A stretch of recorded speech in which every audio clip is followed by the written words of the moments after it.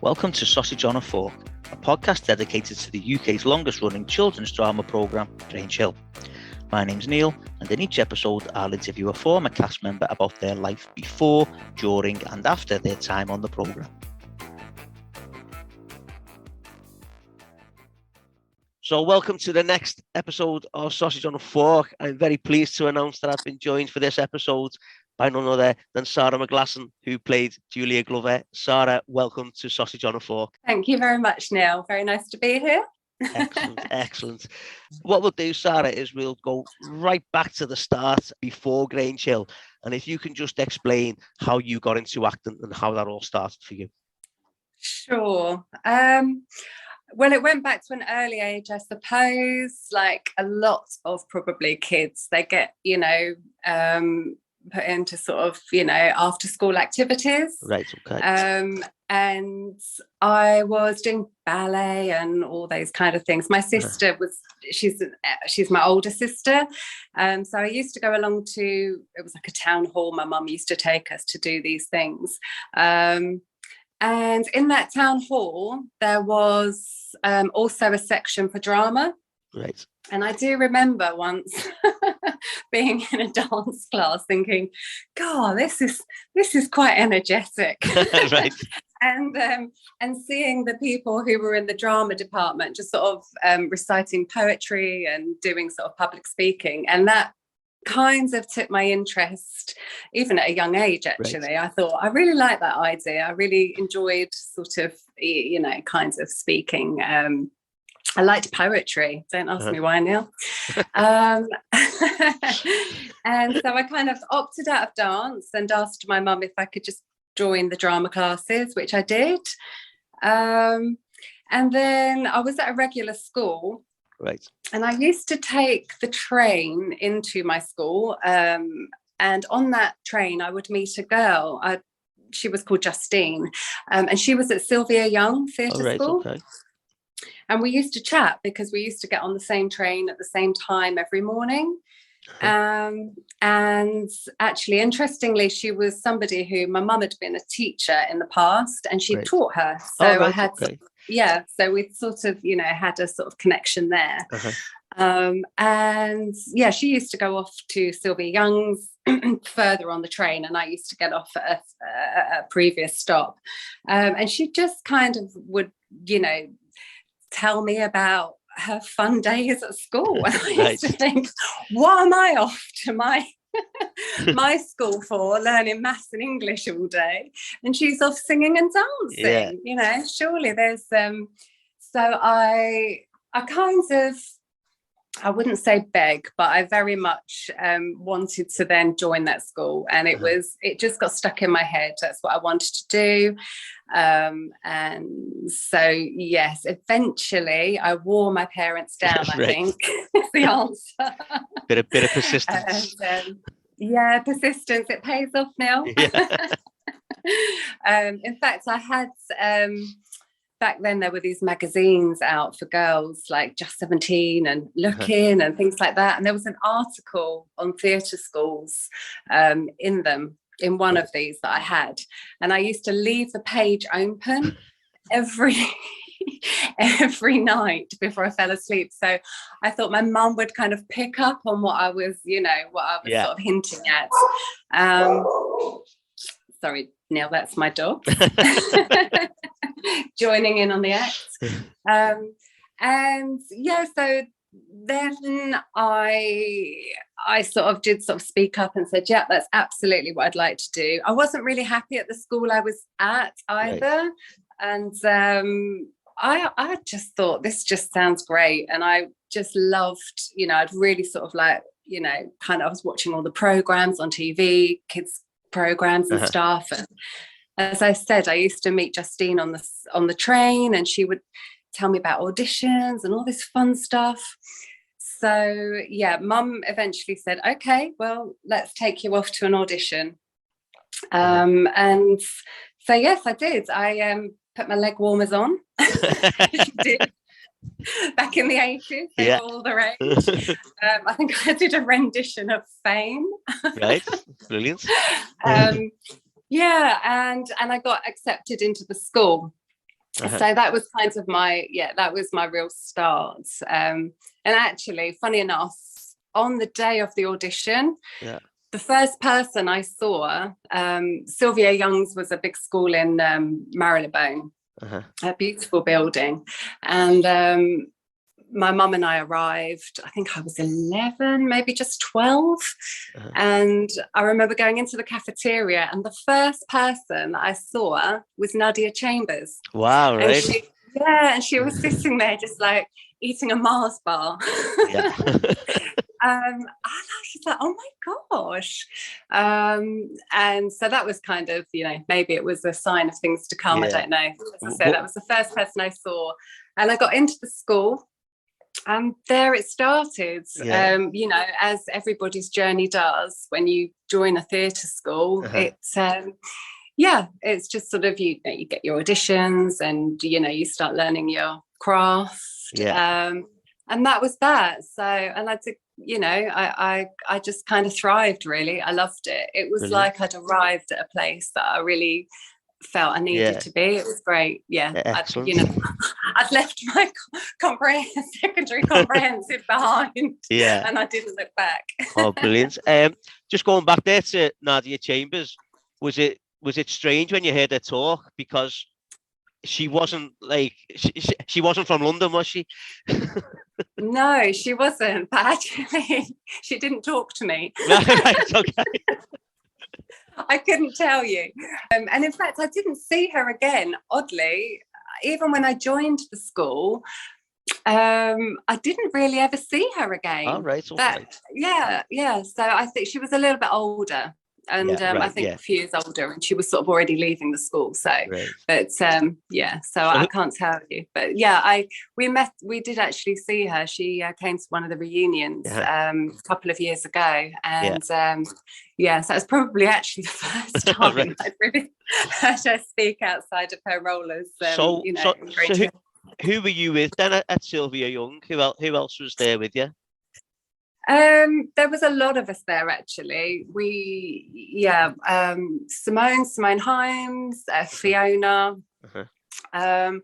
and also, Neil, there was a lot of people who were doing Grange Hill who weren't necessarily main roles. Right, yeah. We called them extras, which is a funny old term, but there were a lot of people already, getting the coach off to Elstree every day, and and filming there that I knew from school. It was a strange thing, really, when I actually did join the cast. Sorry, is because it just felt like a home from home. So many familiar faces. Yeah, and did you get much work then before Grange Hill? I guess I was quite fortunate. I had quite a few commercials which were really good fun then, and then I had a role as Pandora in Adrian Mole. Oh yeah.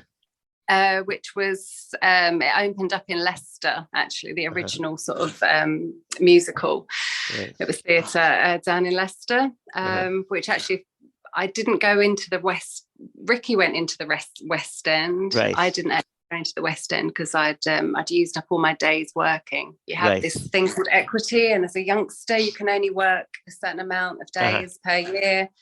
I'd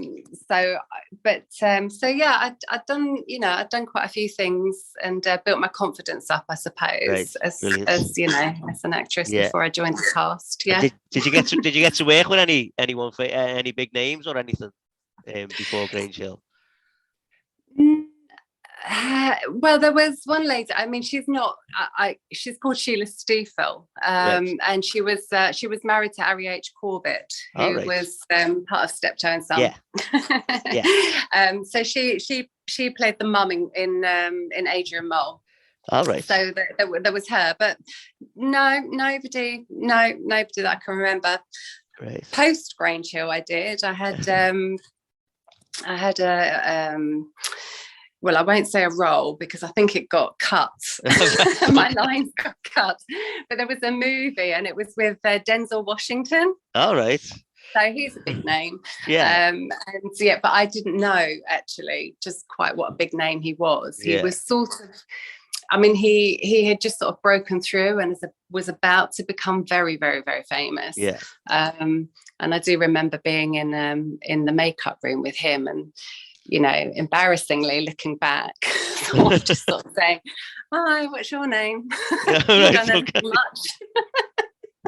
And he'd done like License to Kill and A Soldier's Story and all these great big movies, and I was just chatting away like he was like me, just sort of a bit part in a movie. Yeah. And then when I left when he left the makeup room, the girl who was doing the makeup said, "Do you know who that was?"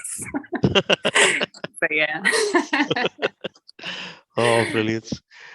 So then how did Grange Hill come about then?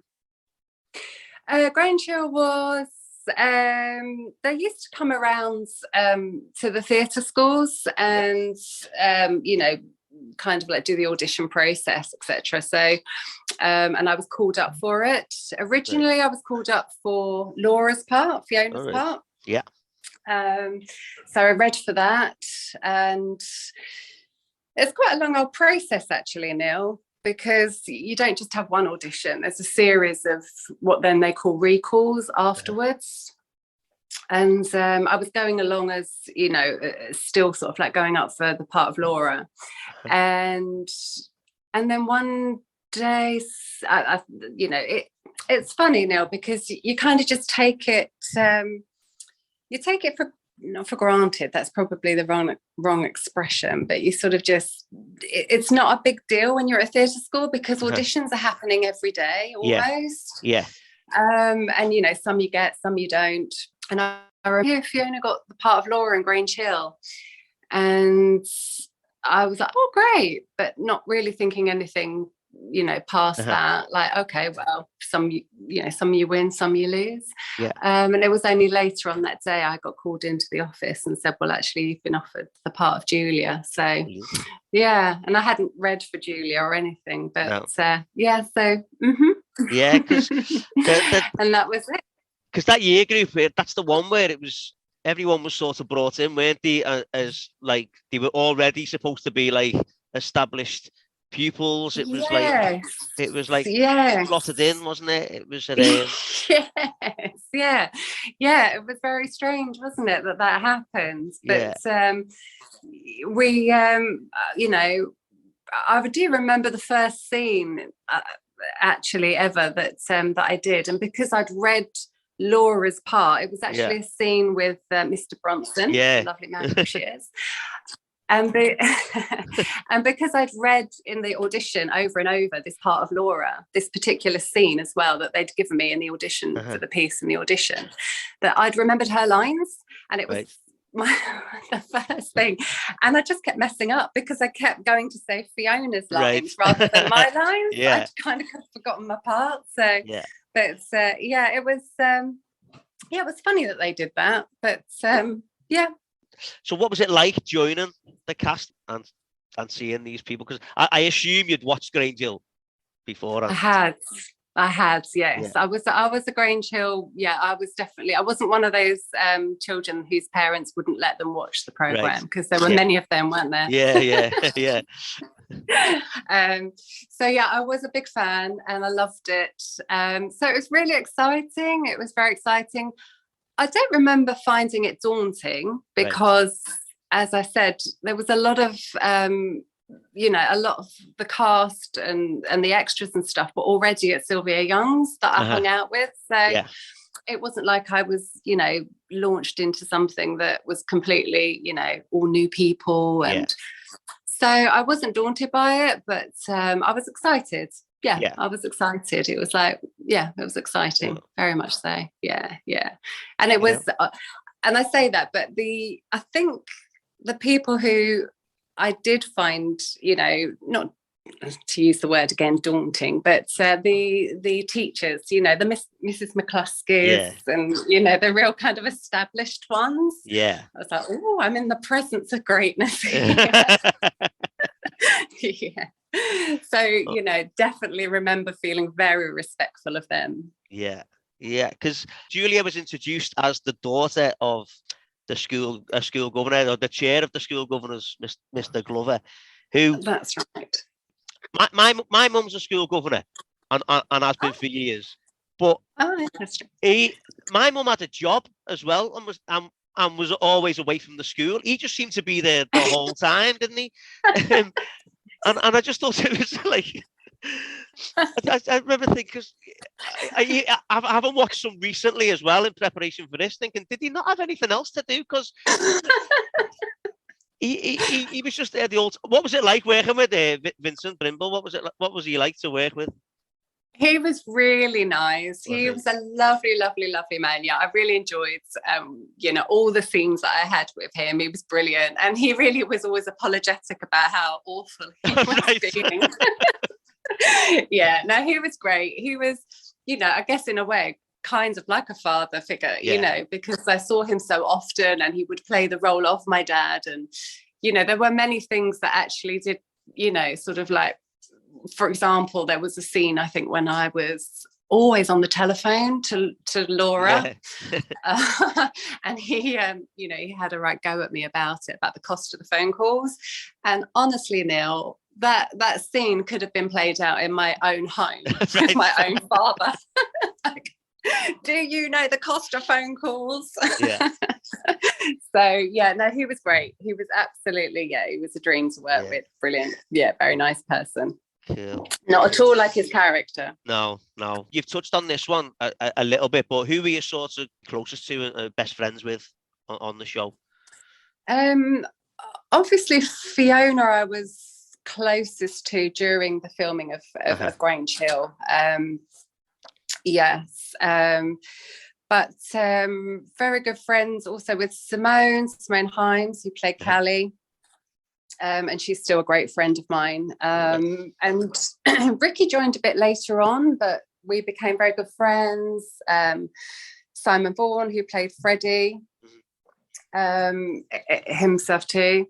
But also, Neil, the other thing is, like, there were a lot of the other kids who played backgroround parts who were like my friends at school as well. Yeah. So, there was, many actually, there was Peter Ball, Sue Goodacre.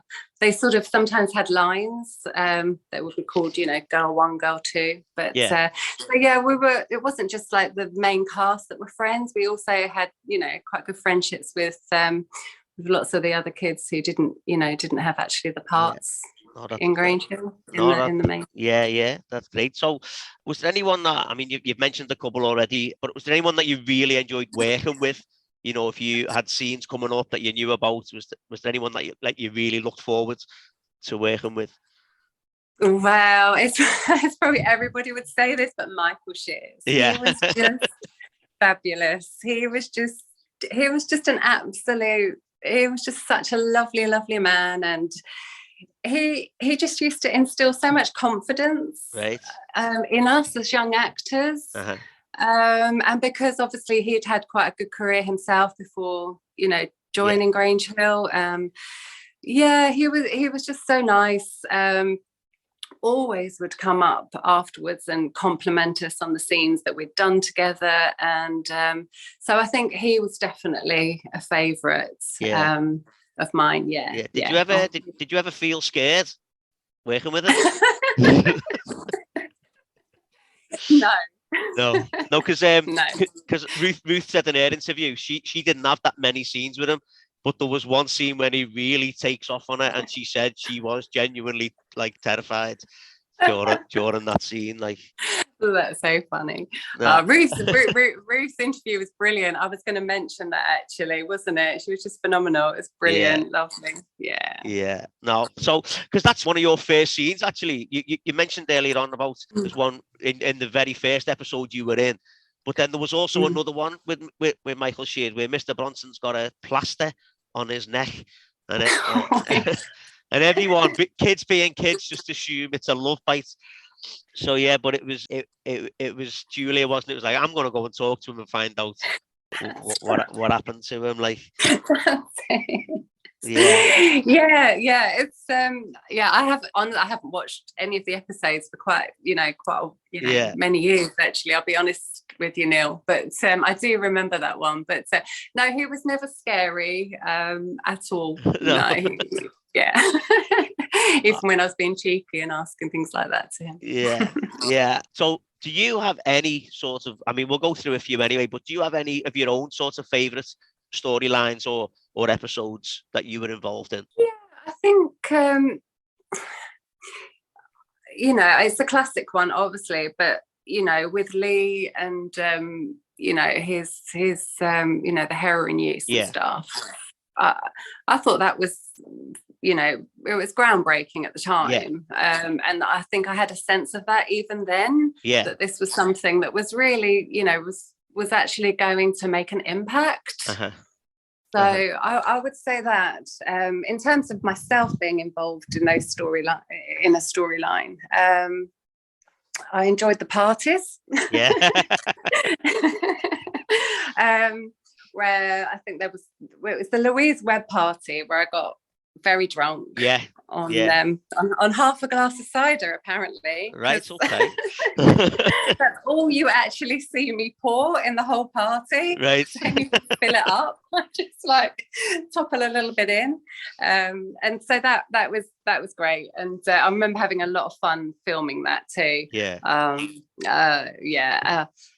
And also after that, there was a huge influx of fan mail that came my way. Right.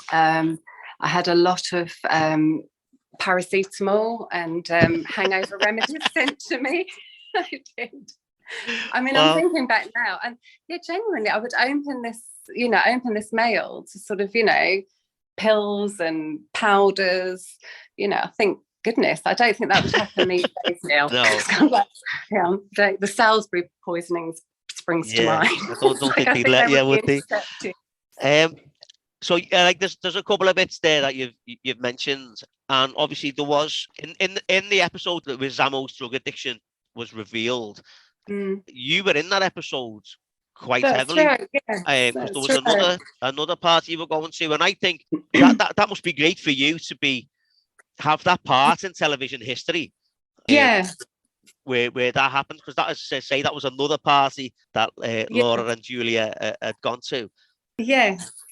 And Julia to me was the type of girl in every school who looked older than she actually was, but also wasn't scared to try the smoking and try the drinking and all that. But I just think it must be great to be part of that television history there, being in that episode. No, it did, didn't it? It tied in with that. I like I say, they kind of split, didn't they, with those? And I wasn't dissimilar to Julia. Oh, right, okay. I was going to ask you that later on, but no, I did always look a bit older for my age, and probably I wasn't ever scared to sort of act it either sometimes. Right. We'll leave it there, Neil. No, I won't ask you any more on that, because I mean we talked about Julia's dad already, but Julia did like to rebel against her dad, didn't she? As you might say, she wasn't a particularly naughty child in school, but certainly when it came to her dad, she had quite a rebellious streak against him. I think that was the thing, isn't it? I don't think she was actually, a bad, I didn't think she set out to break any rules particularly, but he was just such a tyrant, wasn't he? But I don't think she was actually, she didn't set out to break any rules or cause any trouble. I don't think outside of that particularly, outside of the struggles with her own father, that she really did get into trouble. So she was she kind of kept on the right side of things mostly, as I say. And I think the whole getting drunk and all those things were a rebellion against her father, weren't they? Definitely. She wasn't a bad girl. Definitely. So then around that time, and we have talked about it already, was the Just Say No campaign. And you feature quite heavily in the music video because you did a bit of the singing and you did a lot of the dancing as well. I did. What was it like for you doing all that? That was brilliant fun, actually. That was that was a really, really great time. We had a lot of fun doing it. It also felt really positive, and we kind of at the time knew as well. I think that probably would, because of the whole, with Nancy Reagan, etc., her campaign. So we knew we were involved in something that was, that was quite a big thing. And it was just, I mean, the whole, the recording of the song, we went to Abbey Road, which was lovely. I'd actually been there previously, funny enough, to record the album for Adrian Mole. Oh, right. Yeah. So, yeah. But it was, it was a great time. It really was. And as far as like the whole, I think I heard you ask quite a few of the other cast members about, being chosen or not being chosen, then to go to America to sort of like, further the campaign there. But to be honest, now that kind of went over my head. I felt completely, I was like, we'd done the song and the video, and so I didn't even know how much of a divide that had caused. Oh, right, how many people had a gripe about it. I certainly didn't feel like that. And it was only honestly later on that it sort of, I recognised that some people were sort of put out not being chosen to go. But I hadn't. I felt, I just felt privileged that I was part of it in any sense. So Brilliant. Yeah. So, okay. So then that was series 9. So then series 10, your second series, and Julia becomes involved with Freddie Mannering. Big mistake, wasn't it? But he kept calling her Julie, didn't he? He did, he could never get it sorted, could he? No, he was that he was. Yeah.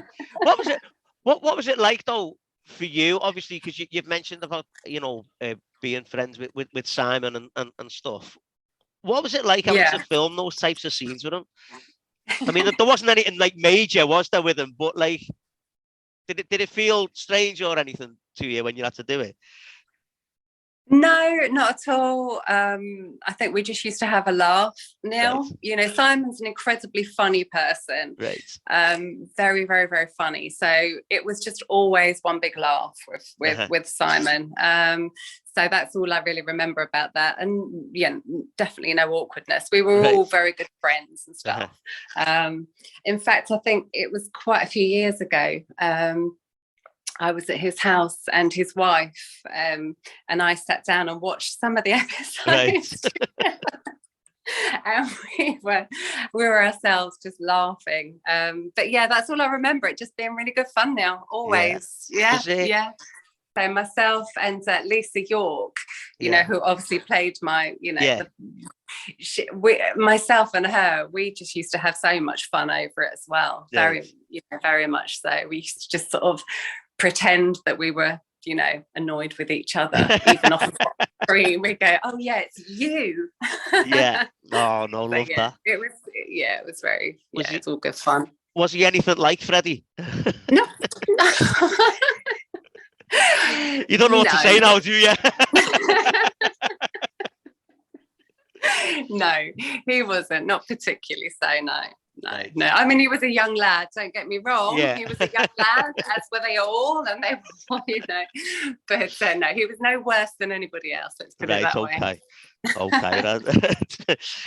And then obviously in that series, then you were also on the Barge Trip, which everyone loves. The Barge Trip. People talk about. But I watched them the other day, and Julia's not really prominent in the Barge Trip until sort of towards the end with Freddie, and when she causes them to nearly die, shall we say? What's it like going on something like that, but knowing that you're not really going to have a lot to do? I don't think you really don't recognize it that way, because you're still involved every day and all day. You're there, you're doing your scenes. So honestly, now I can't remember sort of sitting around twiddling my thumbs or anything like that. I mean, it didn't really, there was no kind of, I just had a great time, as with everybody. And we, it was absolutely brilliant. It was such I'm not surprised that everybody, doesn't mention it, because does mention it because it was such a good time. I think it was one of the first times also that we'd all been away out of the studios on location all together. And I suppose sometimes like it blurred the lines a bit with reality and filming. So we were always up to something. Right. Yeah. Whether the cameras were rolling or not, we were always up to something. I imagine you must have all been around like the age of like 17, 18 by then as well. Like, so I imagine your nights were quite good as well. No, there was only a few of them who were over that age, and that changed things, because I think there was Tim Polly who played Banksy. Ricky, I think, was older. There was actually only a few of them who were out of chaperones, sort of pair. I certainly wasn't. I was only probably 14, 15 actually. Okay. I was still quite young, as was Fiona, Alison McLaughlin, Simone Himes. So we had curfews. We stayed, I'm sure it was Coventry University that we had our digs in, and we all had to be sort of in bed by 7 o'clock. Something ridiculous. It was the chaperones were they were lovely. There was June, who was Alison Bettel's mum, and Lee McDonald's mum as well. She was the chaperone, and they were very good at their job. They really did. Nobody messed with them. Right. But the older, the few that were older, I do particularly remember Tim Polly, who played Banksy, had completely got himself locked out. It was like past midnight, and then somebody calling like, "Look out the window!" And there was Tim Polly like shimmying up the drain pipe. No way. Because it was all hijinks now. I can imagine. I can imagine. Brilliant. Okay, and then just moving on in that series, there was obviously the Radio Grange Hill storyline came in, and the demonstrations and the sit-ins and all that. And Julia became a bit of a double agent, didn't she, at one point? No. Yeah. Because dad said dad, again, obviously at the school, not going to work, just hanging around the school, said he'd pay for her to go skiing if she found out all the information on it, like. But then she did become the double agent because she gave him the false information for the sit-in. But again, that's another storyline where you've got nearly all the cast together, all involved at once, wasn't it? That's right. Actually, your one of your previous questions about what was a good storyline, I had actually forgotten that. That was also brilliant, and because of that, because it was almost, it was always so much fun when there were all of us together. I do remember having a lot of fun with that too. That was really good, even though I wasn't, I like that term, double agent. And then again, another story with everyone involved was the cricket match as well. The staff v pupils cricket match, but again, Julia's dad was involved again in that one. What was he doing? You've just said there, though, everyone's involved again. It's all the cast involved. So because there was other things going on with that episode, wasn't there, with Mr. Griffiths and that's Damo and Jackie and all that. But how long did the actual cricket match take to film? As I remember, that kind of went over a period of about, I was going to say 2 weeks. It could have only maybe even been just 1 week. Right. I loved it. I remember just having a brilliant time. We had this clubhouse to ourselves, and I'm sure I brought a beatbox in, like a big sort of stereo, and used to just play loads of songs, and we used to just sort of hang out there. So it was, it was like just fun now. It was just always great fun. And the the storylines were great too around that. yeah, it was. In fact, you know what? The cricket week was also on a parallel for me with as much fun as Coventry. Right. Being on location, you know, just being out of the studios and all together and just doing something, you know, different from just, you know, being in the classroom was just always kind of, it was just always brilliant. Brilliant. The more the merrier. And, you know, the more, and, you know, as I say, everybody was always up to something. So we weren't filming, there was always something going on that... that you're not going to tell me about. Is that what you're saying there? Oh my goodness, it would take me forever. There was so much. So where to start.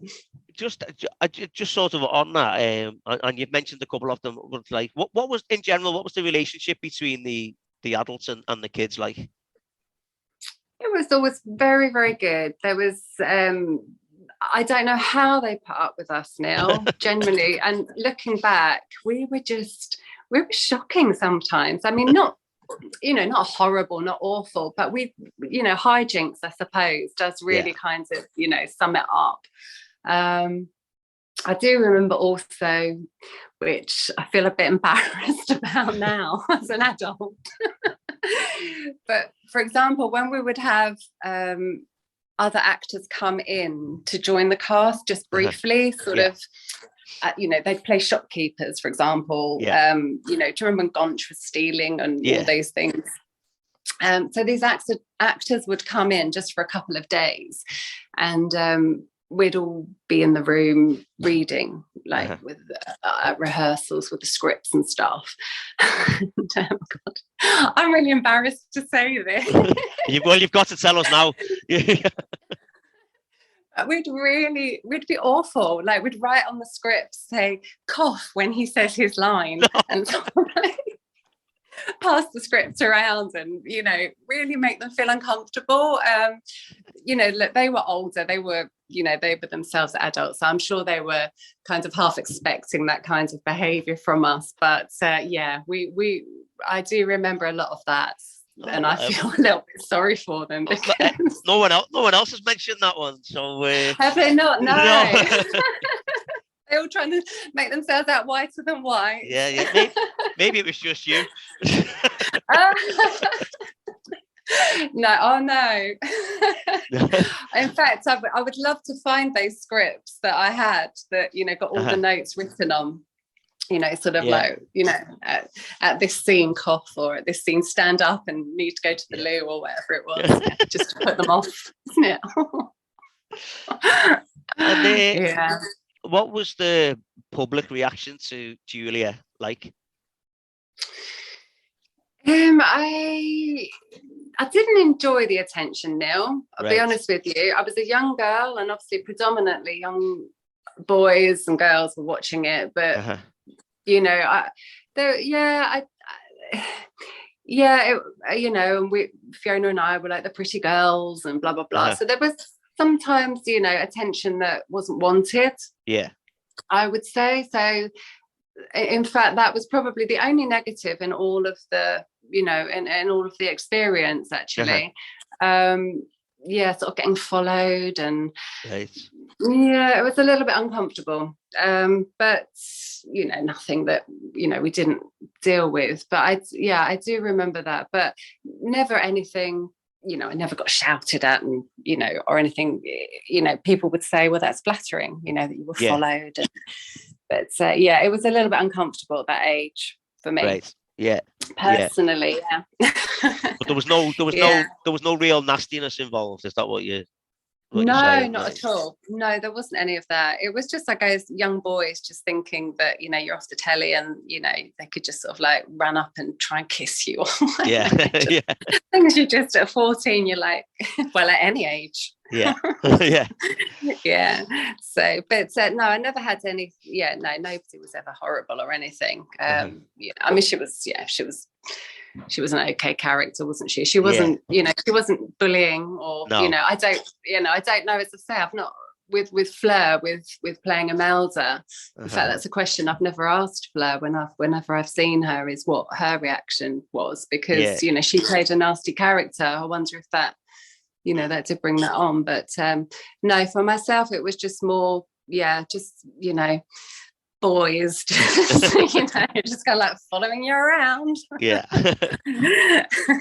Unwanted attention. Okay. Cool. Sometimes. Okay. Sometimes it was unwanted, right? Okay, we'll leave that one there. So that was series 10, and then series 11 starts. And in those days of not really many spoilers, shall we say, no one knew what was happening, did they, until the program started, really. And then we found out then that Julia had left Grange Hill. Yes. Because her dad thought it was corrupting her.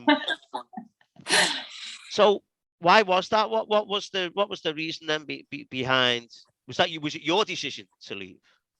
It was my decision. I just had a sudden thought that I needed to get some education. I'd spent so much time on set messing around, and you know, they did have tutors, and the tutors were good, but I just couldn't, you know, I wasn't very good at those, you know, settling down at tutoring during filming. I think I just had a moment of thinking, oh my goodness, I need to get some exams, or O-levels as they were called in those days. So that was really behind it. And I remember going to Ron Smedley and saying that's, you know, that was my decision. And, you know, he was very sweet. He sort of did try to talk me out of it. Well, he didn't try and talk me out of it. He was, you know, obviously respectful for my decision. But he would have liked Julia to have stayed on. But no, I'd made my mind up. And so that's what I did. I left. And I don't know why I bothered, Neil, because I didn't get those O-levels. All right. I don't know why I actually thought that after 3 years of messing around, I could suddenly, like, you know, in 9 months, you know, become Einstein and get a load of O-levels. And in fact, I think the only O-level I really did get was drama. So, yeah. But then, that was my decision, All right, okay, that's good. So, but how did you actually feel about when you were leaving? How did you feel about it? Do you know what? I remember thinking that I'd made the wrong decision. Right. So I was quite sad. I came back for that one episode with I was going to talk about that. Yeah, for anyone that hasn't seen it, Julia comes back for one episode where Mrs. Regan's boyfriend makes a pass at her, doesn't he, at Julia? That's right. And how was it filming that scene? Because again, it's one of those things with Grange Hill. It's like it wasn't a massive storyline, but it's still certainly groundbreaking for a kids' TV. It was, program to have an adult doing that. Yeah. No, that's right. It definitely did. And I do remember feeling a little bit awkward. He was a very nice actor, obviously, and a nice guy. But I do remember feeling quite awkward about it. But in fact, that probably was a good thing, because it might have enhanced, the acting, that, you know, the kind of scene, in terms of myself feeling quite uncomfortable over it. But yeah, no, they really did, didn't they? They, you know, they were, well, Grange Hill itself, I mean, those things just were they were groundbreaking. They weren't scared, were they? They weren't scared to do things like that on Grange Hill. No, I think I remember feeling embarrassed. Right. You know, I was still quite a young girl, and I think I remember feeling embarrassed. Yeah. But I have watched that, episode. And I think that kind of comes across, but probably, you know, it was not a bad thing, because it probably just, you know, worked in my favor in terms of, well, hopefully, you know, I portrayed it quite well. But there was a lot of, you know, natural sort of like feeling uncomfortable in that too. So not because of him, just Okay, so then that was your final appearance. It was, on Grange Hill. So what did you do then after that? Because obviously you went to school and you've done your O levels and that. What happened after that? I got my 1 O level now. Right, okay. After that, I was a little bit unfocused, I think, on leaving school.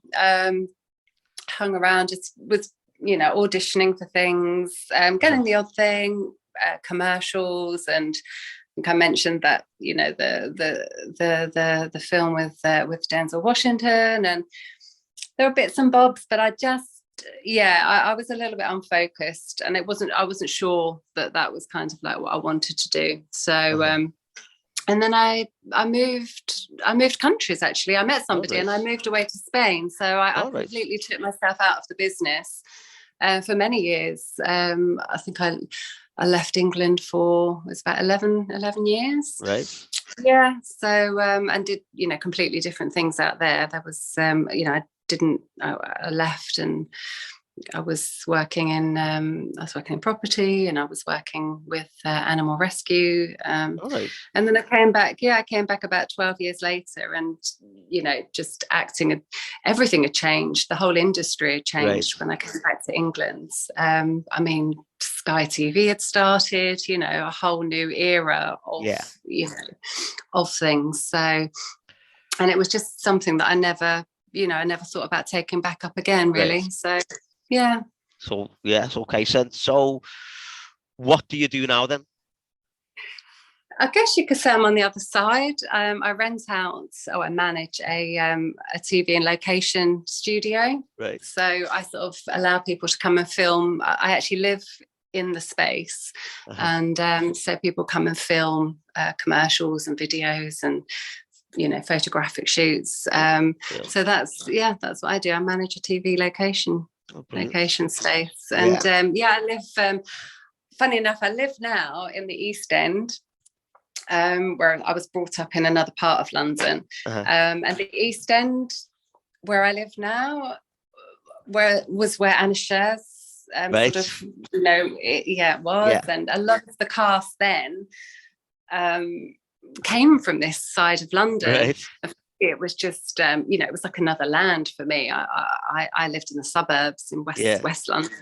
In fact, we used to have a divide with the coaches, because there would be one coach leaving the studios that would go off to the East End, and another that would go off to West London.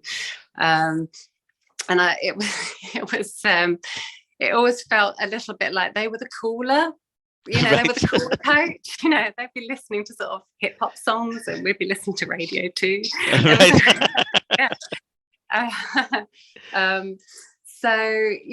It's funny to now sort of like live this side of London, but I love it. And I actually bumped into Maluki, Maluki Christie. Yeah.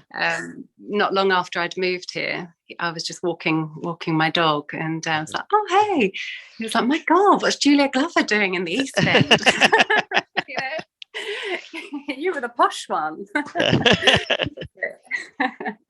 But that's where I live, and it's a very creative side of London, which, as I say, at the time when that the coach used to go off to the East End, it felt like it was going off to another land, but I live here now. Brilliant. And is it everything you thought it would be? What, Hackney? It's a fantastic place. I can't believe that I resisted coming this way for so long. I always had an idea of it as a lot of crime, and I think back in the 80s it probably was, to be fair. And I actually live close to somewhere now that was called Murder Mile. Right, so that gives you indication. It's not anymore. It's it's a lot of nice coffee shops and things. What I will say there, Sarah's just mentioned about the space that she rents out. She's actually doing this interview. She's on her phone, and she's been walking around all over the place. So I think I've seen pretty much every inch of this of this space that she's got, because she hasn't sat still the entire time we've been doing and we've had this interview. So I can, if you are looking to rent somewhere for film, and I can recommend. It's massive. And I can recommend it to you. Okay. Very funny. Are you still in touch with anyone from the cast now? Yes, yeah. I'm very good friends still with some of the people that I mentioned, Simone Himes, Ricky, Fiona, and as I say, a couple of people who weren't actually main parts, but kind of were on the journey, as it were. They were there every day with us filming too. So we all stay in touch. And actually, after Ricky's interview with yourself, Ricky and Fiona came over here one evening, and I think Fiona was she was sort of going, sort of like one of the next guests. And we were chatting and talking about stories and stuff. And I remember thinking, oh my goodness, like now everyone's said everything. We've given all the stories away. What on earth am I going to have to talk about? But so that was we're very, we're all still very, very good friends and in touch, which is nice. It would be, and I know there are other groups of, the cast that are too. I think a lot of it was just geography, like where we lived, who we kept in touch with more sometimes. But we've had a couple of reunions. Yeah. And that's been really nice to see everybody. And nobody's changed now. That's just, nobody changes. I do love the fact that, considering it was such a long time ago, everyone is still in touch with each other. But also, it was obviously, it was something quite extraordinary that we shared. I think at the time, not recognizing that particularly, maybe took it a little bit, not for granted, but it was just what we were doing. And looking back now, I recognize, just kind of what an extraordinary childhood it was to be part of it. And so it would, it would feel incredible loss not to be in touch with people who also had that journey. Yeah. Cool. Cool. Okay. Yeah. Just recently, there's been quite a lot of talk about a Grange Hill movie that is in the process of getting written and coming back. Can I ask, what are your thoughts on that? I think Phil Redmond's very brave. That was my first thought. I'm sure whatever he does will be fabulous. Yeah. I kind of get the sense that nobody really, maybe even Phil himself, doesn't know quite what it's going to be or how it's going to be.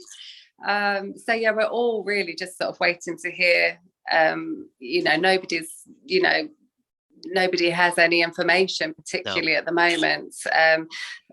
Rumors start, don't they? And it's like, oh, it's going to be this, it's going to be that. But I kind of, if you ask me personally, that's how I feel. I don't even think Phil Redmond's really kind of quite sure where he's going to go with it. If he invites any of us back, he's mad. Right. To want to work with us again. But I'm sure, as I say, he'd been asked, forever, hadn't he? So he just kind of, caved in. But so he, I'm sure he's very confident that that he'll make a good job of whatever it is that comes. At the end of the day, it's Phil Redmond, isn't it? You know what I mean? It's Phil Redmond. Yeah, it's going to be good. Like, so if you do get the call, will we see Julia Glover again? I possibly. Possibly. Okay. Yeah. Okay, Sara, I've just got a few more questions to ask you, and they're all about Grange Hill. Okay, so other than Julia Glover, who was your favourite character on Grange Hill? Susan Tully. Oh yeah. Susan loved it. Yeah, she was great. I she's done brilliantly. I thought she was brilliant. Within the years that I was in, I loved Danny Kendall. Yeah. I just thought his character was brilliant. I loved all his storylines. Yeah, Danny Kendall was also another fave of mine. Yeah. You got the classics of Mr. Bronson and stuff, obviously. Yeah. You've just reminded me there about Danny Kendall. We were talking about, we've talked about Martin Glover. Yeah. And one of the comments on YouTube was, Mr. Glover spent more time at Grange Hill than Danny Kendall did. But he was like Danny was like he was the anti-hero, wasn't he, Danny? He did what a lot of kids wanted to do, which he just walked his own path, didn't he? He did. I thought he was brilliant. And Jonathan Lambert, who played him, was just brilliant. I'm not sure I don't think he did remain in the acting industry, but I just thought he was a fantastic actor. I really did. I had and a soft spot for him as well as a person. He was very sweet.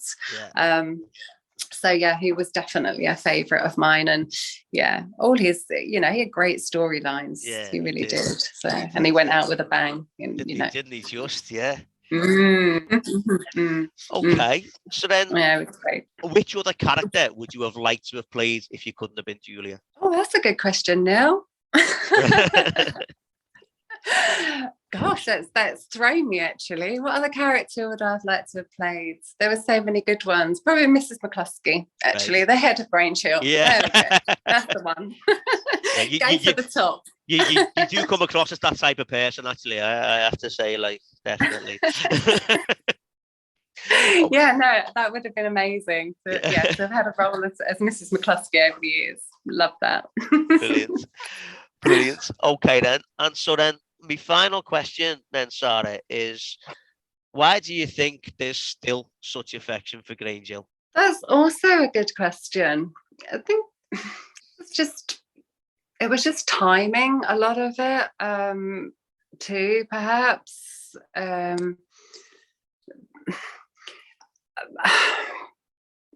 really don't know now. I mean, obviously we were all brilliant. Obviously, yeah. That is without a doubt. That's why, But at the time, TV wasn't what it was today. No. There was, there was a limited sort of, there were limited channels and not so much to sort of and it, as we said before, it just covered so many subjects, and also, there was that thing of who could watch it, who couldn't. It was very much an edgy program, which anything that's talked about in, that's controversial, I think is going to sort of obviously have a lasting legacy to it too. But it was just a lovely show, and I mean, it was well written. It was just one of those probably fluke things. It was timing. It was how it happened at the time, and it was a magic formula that Phil, obviously had, the ability to sort of, put out there. So, but to be honest, I couldn't define why. I'm glad that it is and has been, the success that that it carries on, and the fans are so nice, they really are. I think for a long time, after leaving the show, I mean, we didn't have social media, but when social media sort of started to come about, that's really when I sort of, I guess, got sort of the understanding of just what a cult it had sort of become. Because it just sort of, as I say, you look online and everybody has something to say about it. It's quite incredible. So I'm very proud to have been part of it. Brilliant. Very much so. Brilliant. That's great. Well, honestly, Sara, thank you so much for coming on. It's been Neil. Wonderful talking to you. Getting your experiences, and I know there were some things that you couldn't tell me. Never mind. But no, it's been great. It's been great listening to you. It really, really has. So thank you again for coming on. Thank you. Now you've become a very familiar voice for me. As I say, I've listened to them all, so it's lovely to be a part of it. And well done. It's just brilliant. And, you know, I'm just so thrilled for yourself too. It's just absolutely amazing. You must be buzzing. Thank you so much. Yeah, I am. Yeah. Yeah, I am. So thank you once again for coming on. And for anyone that's listening, I'll speak to you next time. Cheers. Thanks. Bye-bye.